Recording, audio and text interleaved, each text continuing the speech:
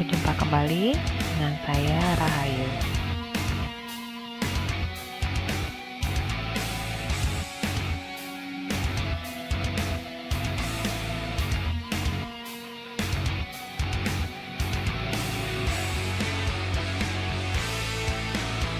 Selamat berjumpa kembali dengan saya Rahayu pada materi statistika.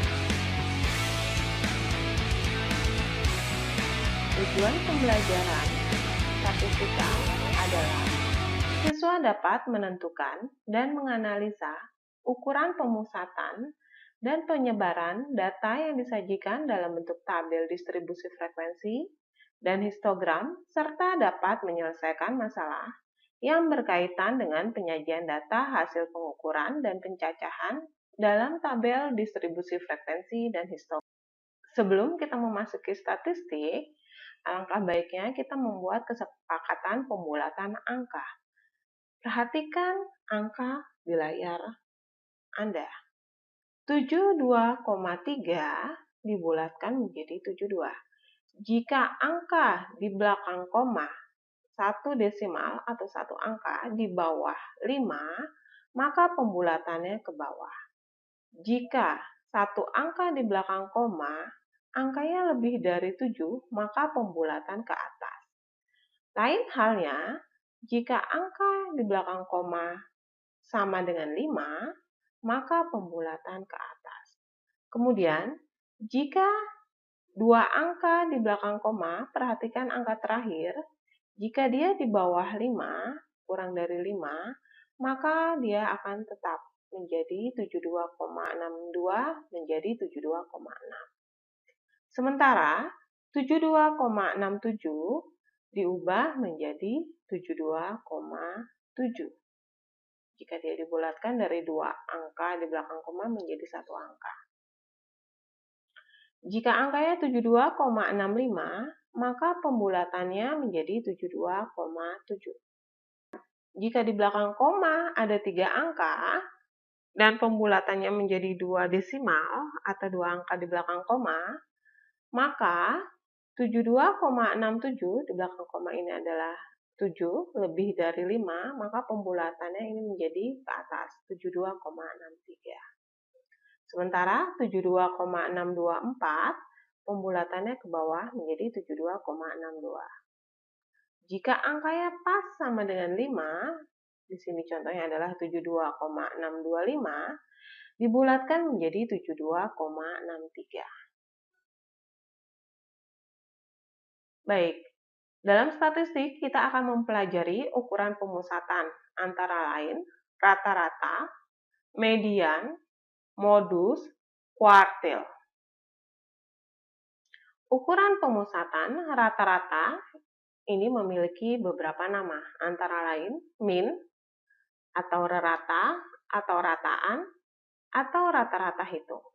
Rata-rata adalah jumlah semua nilai pengamatan dibagi dengan banyaknya pengamatan, atau dapat ditulis menjadi X topi atau X bar sama dengan X1 tambah X2 tambah X3 tambah XI dibagi dengan N, atau jika ditulis pakai rumus seperti ini dengan sigma, X bar atau rata-rata sama dengan jumlah I sama dengan 1 sampai I ke N dari XI dibagi dengan N. Contoh, perhatikan angka berikut ini, 11, 13, 16, 19, 15, 10. Maka X barnya atau rata-ratanya adalah jumlah dari 11 tambah 13 tambah 16 tambah 19 tambah 15 tambah 10 dibagi dengan banyaknya data yaitu 6. Jadi 84 dibagi 6 sama dengan 14. Yang B, datanya adalah 8, 3, 5, 12, 10. Banyaknya data adalah 5. Maka rata-rata adalah jumlah dari 8 ditambah 3 tambah 5 tambah 12 tambah 10 dibagi 5. Yaitu 38 dibagi 5 sama dengan 7,6. Kemudian modus. Modus pada data tunggal adalah data yang sering muncul atau yang berulang. Jika dalam data berkelompok, maka modus adalah yang memiliki frekuensi terbesar. Jadi dalam modus data tunggal, bisa modus yang ada, bisa satu atau lebih. Perhatikan contoh A. 3, 4, 5, 5, 5, 6, 7. Dari sini, ternyata angka 5 ini adalah angka yang sering keluar, sebanyak 3 kali. Maka yang A adalah modusnya 5, atau biasa disingkat atau dilambangkan dengan MO. Sementara untuk yang B, 6, 6, 7, 7, 8, 8, 9, 10. Di sini ada 3 angka yang sering keluar, yaitu 6, 7, dan 8 sering keluar banyak 2 kali. Tapi modusnya di sini ada 3, yaitu 6, 7, dan 8. Kemudian yang C, 5, 5, 7, 7, 9, 9. Karena ini semua datanya munculnya sama banyaknya, maka data ini disebut tidak memiliki modus. Kemudian yang berikutnya median. Median didefinisikan sebagai nilai pembagi data yang telah diurutkan dari terkecil sampai terbesar menjadi sama banyaknya. Jika median dalam data ganjil atau banyaknya data ganjil, maka nilai median adalah nilai tengah-tengahnya. Jika datanya jumlahnya genap, maka median adalah nilai tengah dari 2 data yang di tengah nanti dibagi 2. Perhatikan rumus berikut ini. Yang A, jika N ukuran datanya ganjil, maka mediannya adalah N tambah 1 dibagi 2. Median biasanya dilambangkan dengan ME. Jika N-nya datanya genap, maka mediannya adalah rata-rata dari 2 angka, yaitu ME sama dengan setengah dari X N per 2 ditambah X N per 2 tambah 1. N di sini adalah banyaknya data. Ya. Kemudian perhatikan contoh berikut ini. Ada A, datanya adalah 3, 5, 4, 2, 6. Langkah pertama adalah kita menyusun data ini dari yang terkecil hingga terbesar ini menjadi 2, 3, 4, 5, 6. Kemudian setelah kita susun, banyaknya data itu ada 5. Ini ada X1, X2, X3, X4, dan X5. Karena datanya ganjil, jika langsung dihitung, maka X3 atau 4 inilah merupakan median. Jika menggunakan ukuran data, maka mediannya adalah N ditambah 1 per 2, di mana N-nya adalah 5, N merupakan banyaknya data, ditambah 1 dibagi 2. Jadi 6 dibagi 2 adalah 3. X3 merupakan letak dari median, di sini adalah X3. Jika ditanya nilai median, maka jawabannya adalah 4. Kemudian yang ini yang option B-nya, datanya ada 14, 12, 10, 20, 8, 8, 6, 10. Kemudian kita urutkan menjadi 6, 8, 8, 10, 10, 12, 14, dan 20. Banyaknya data adalah 8. Setelah diurutkan, ternyata datanya diperoleh di sini, data keempat dan data kelima, kita jumlahkan dan dibagi 2, nilainya adalah 10.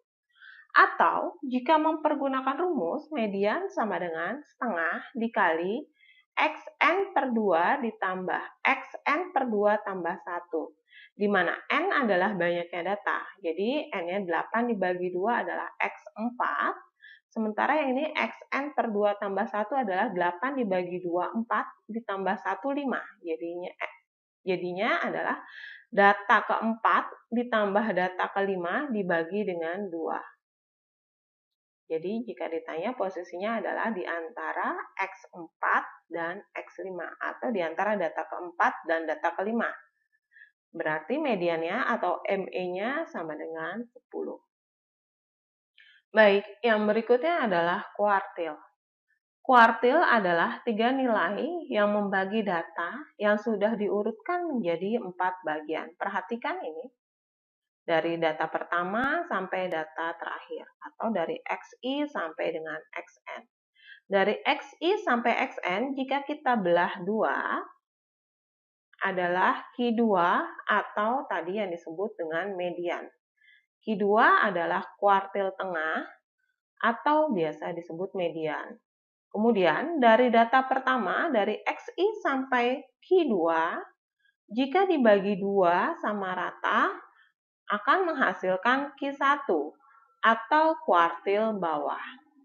Sementara dari Q2 sampai data ke XN, jika dibagi 2 sama rata, nilainya adalah Q3 atau kuartil atas. Jadi, data ini akan terbagi menjadi 4 bagian. Jadi dari dari X1 sampai Q1 adalah 25% data.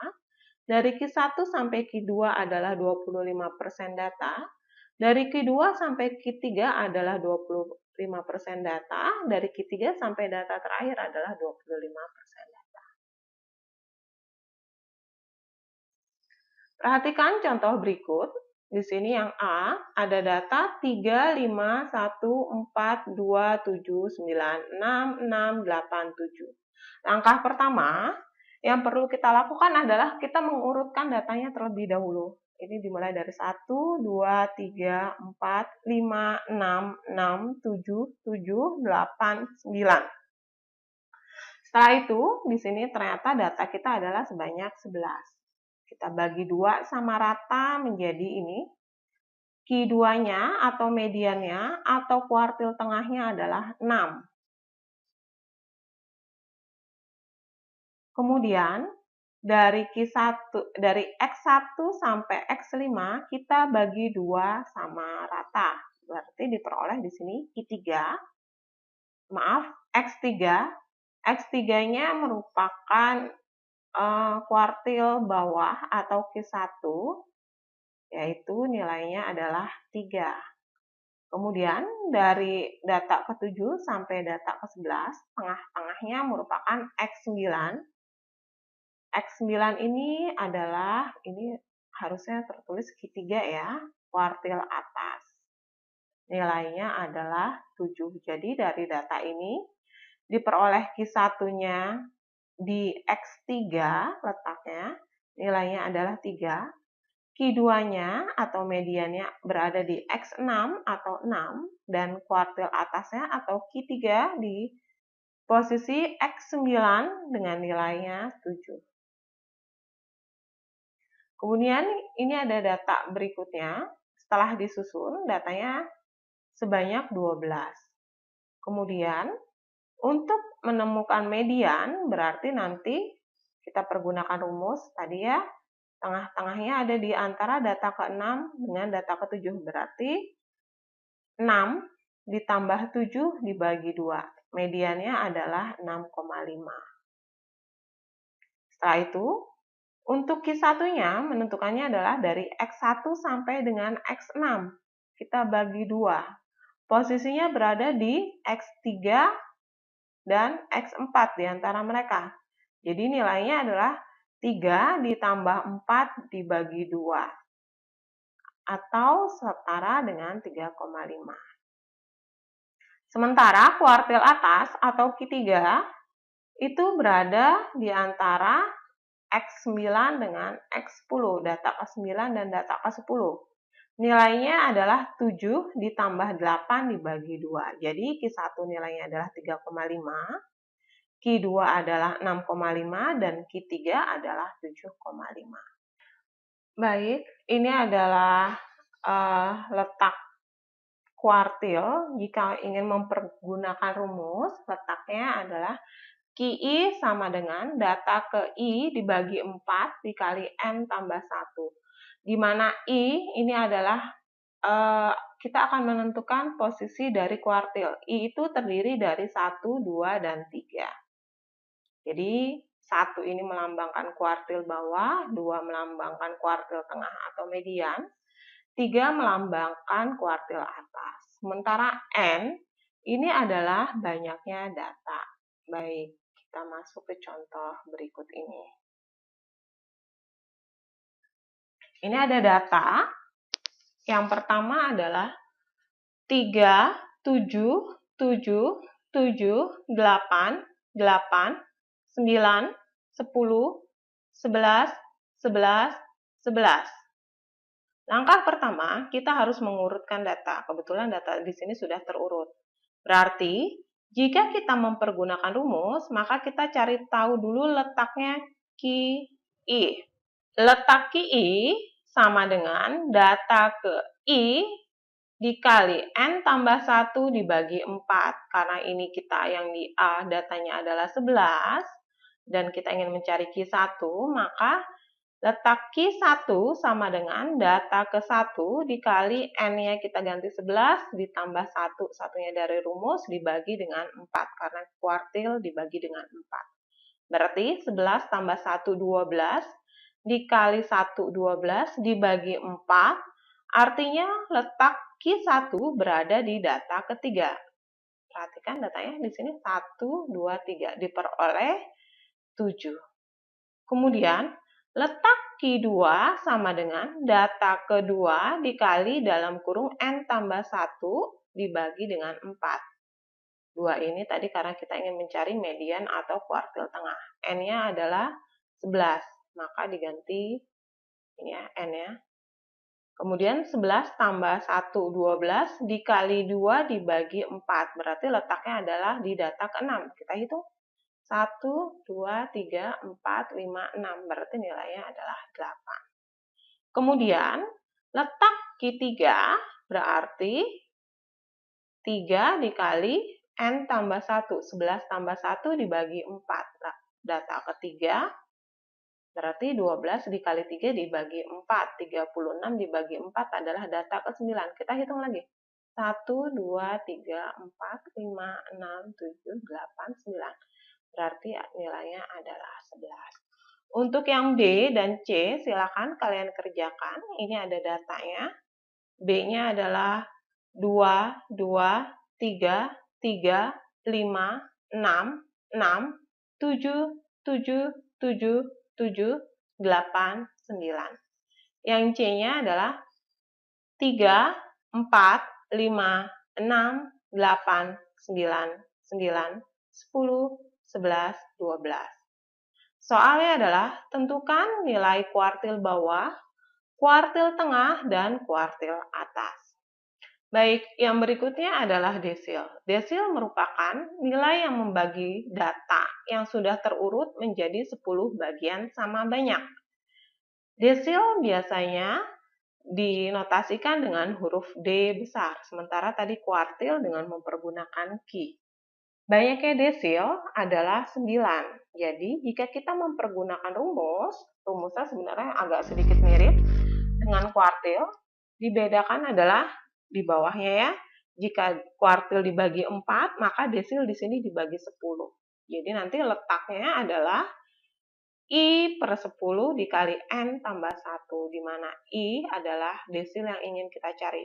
Jika desil ke-7, maka I-nya ganti 7. Jika desil 2, maka I-nya ganti 2.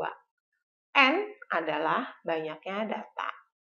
Jadi, langkah pertama kita cari dulu letaknya, I berapa, kemudian setelah ketemu letaknya, baru kita lihat dari situ dia angkanya berapa. Baik, di sini ada data. Yang ditanyakan adalah desil pertama dan desil kelima. Dari data berikut ini ada datanya 40 gitu ya. Berarti kita pergunakan rumusnya, kita cari dulu letak D1 karena yang diminta adalah desil pertama. Rumusnya adalah data ke 1 dibagi 10 dikali banyaknya data ditambah 1. Banyaknya data 40 tambah 1, 41 dibagi 10. Berarti letaknya adanya di data keempat, 1 per 10. Berarti jika kita interpretasikan nilai D1 adalah di X4, ini X4, ditambah 1/10, ini dari sisa perhitungan di sini, 1/10 dari data kelima. Data setelah X4 adalah X5, dikurangi X4. Baik, di sini datanya di sini ya. Ini adalah data keempat, dan ini adalah data kelima. Jadi X4 kita masukkan 10, X5 kita masukkan 12. Jadi 10 ditambah 1/10 dikali 12 dikurang 10. Jadi 2/10 nilainya 0,2 ditambah 10 adalah 10,2. Ini adalah untuk desil kelima. Dalam desil, D5 merupakan median. Jadi ketika ditanya letak D5, maka kita hitung terlebih dahulu.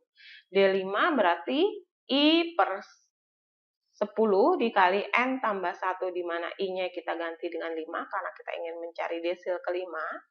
N-nya diganti dengan 40. Jadi ini setengah dikali 21. Gitu ya. Nilainya adalah 21/2. Ini artinya desil kelima terletak di data ke-20 setengah, atau dia berada di antara data ke-20 di sini, data 20 dengan di sini 21. Jadi nilai D5 sama dengan X20, data ke-20 ditambah 5/10, ini sisanya dari sini ya. Ini 5/10 ini dikali dengan X21 dikurangi X20. Data ke-21 dikurangi dengan data ke-20. Jadi diperoleh nilai desil kelimanya adalah 21,5. Sementara letak D5-nya adalah di data ke-20 setengah. Kemudian kita masuk ke ukuran penyebaran. Ukuran penyebaran merupakan ukuran statistik yang mengukur keragaman antar pengamatan. Ukuran statistik ini meliputi jangkauan, simpangan kuartil, simpangan rata-rata, simpangan baku, ragam. Contohnya di sini ada data 8, 8, 9, 4, 5, 6, 7, 8, 7, 8, 9, 10. Jika ditanya jangkauan, maka langkah pertama kita mengurutkan data tersebut dari terkecil hingga terbesar. Ini setelah diurutkan, diperoleh data terbesarnya nilainya 10 atau XB-nya 10. Kemudian data terkecilnya adalah XA, nilainya adalah 4. Maka jangkauan adalah data terbesar dikurangi dengan data terkecil.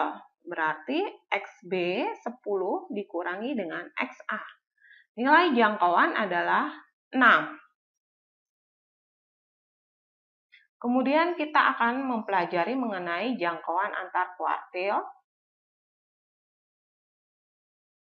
dan simpangan kuartil untuk data tunggal. Jangkauan antar kuartil atau disebut jangkauan interkuartil adalah kuartil atas dikurangi dengan kuartil bawah. Sementara simpangan kuartil bisa disebut dengan jangkauan semi kuartil adalah setengah dari jangkauan antar kuartil. Ingat, jangkauan adalah data terbesar dikurangi dengan data terkecil. Untuk materi yang tadi ya, slide sebelumnya. Jika kuartil bawah sama dengan Q1 dan kuartil atas adalah Q3, maka simpangan kuartil sama dengan QD, berarti nanti jangkauan antar kuartil, ada yang menulisnya JK, ada yang JAK, adalah Q3 dikurangi dengan Q1. Kuartil atas dikurangi dengan kuartil bawah. Sementara simpangan kuartil atau QD nilainya adalah setengah dari JK atau JAK. Nilainya adalah setengah dikali Q3 dikurangi dengan Q1. Ini adalah contohnya.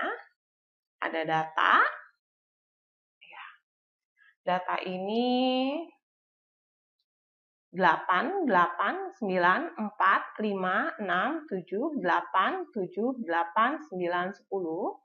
Kemudian ditanyakan adalah jangkauan antar kuartil dan simpangan kuartil. Berarti kita hitung dulu, datanya di sini ternyata 12. Tengah-tengahnya data atau mediannya adanya di sini, di 8 ditambah 8 dibagi 2. Mediannya adalah 8. Kemudian kuartil 1 dan antara 4 sampai 8, berarti di data ketiga dan data keempat ini. 6 ditambah 7 dibagi 2, nilainya 6,5. Sementara kuartil atas dari 8 di sini sampai 10. Tengah-tengahnya ini 8 ditambah 9 dibagi 2. Kemudian, jangkauan antar kuartil adalah Q3 dikurangi dengan Q1, yaitu 85 dikurangi 6,5. Jangkauan antar kuartilnya 2. Simpangan kuartilnya adalah setengah dari jangkauan antar kuartil, yaitu setengah dikali 2 sama dengan 1. Yang kemudian adalah simpangan rata-rata. Merupakan nilai mutlak dari selisih antara nilai pengamatan dengan rata-rata disebut simpangan atau deviasi. Jumlah seluruh simpangan dibagi dengan banyaknya pengamatan menghasilkan simpangan rata-rata atau deviasi rata-rata. Simpangan rata-rata disimbolkan dengan huruf D pakai topi atau D bar, gitu ya. Kemudian sama dengan nilai mutlak dari X1 dikurangi dengan X rata-rata atau X bar ditambah banyaknya data, kemudian ditambah sampai dengan nilai mutlak dari X ke N dikurangi dengan rata-rata dibagi dengan banyaknya data. Atau simpangan rata-rata D bar ini sama dengan jumlah dari nilai mutlak XI dikurangi dengan X rata-rata, di mana I sama dengan 1, hingga I ke N dibagi dengan N. Baik, yang berikutnya adalah ragam dan simpangan baku. Ragam disimbolkan dengan sigma kuadrat sama dengan dalam kurung X1 dikurangi X rata-rata dipangkatkan 2 ditambah X2 dikurang X rata-rata pangkat 2 ditambah seterusnya hingga XI dikurang X rata-rata pangkat 2 dibagi dengan R. Atau sigma kuadrat sama dengan jumlah dari XI dikurang rata-rata pangkat 2 dari I sama dengan 1 hingga N dibagi dengan N. Kemudian, simpangan baku dirumuskan dengan sigma sama dengan akar dari dalam kurung XI dikurang X bar, tutup kurung pangkat 2 ditambah X2 dikurang X bar, tutup kurung pangkat 2 hingga seterusnya, sampai XI dikurang X bar, pangkat 2 dibagi dengan N. Atau simpangan baku adalah akar dari ragam. Ini rumus-rumus lainnya. Kemudian, contoh, di sini ada data 1, 2, 9, 8, 8, 2, 3, 7, 4, 6. Yang ditanya adalah simpangan rata-rata, ragam, dan simpangan baku. Kita langsung hitung, kita cari rata-ratanya terlebih dahulu ya. Ini adalah datanya, kemudian kita cari rata-rata terlebih dahulu. Setelah ketemu rata-ratanya, kita hitung simpangan rata-rata. Data ini 1 dikurangi dengan rata-rata, dikasih mutlak, dan seterusnya. Sampai data terakhir, diperoleh simpangan rata-ratanya 2,6. Sementara ragamnya diperoleh dari 1 dikurang 5 kuadrat, ditambah 2, ini dari sini 2 dikurang 5. Dikuadratkan, ditambah 9 dikurang 5 dikuadratkan, ditambah 8 dikurang 5 dikuadratkan, dan seterusnya hingga 6. Kemudian dibagi banyaknya data 10. Diperoleh nilainya adalah 7,8. Dan simpangan baku atau sigma sama dengan akar dari 7,8 setara dengan 2,79. Terima kasih atas perhatiannya.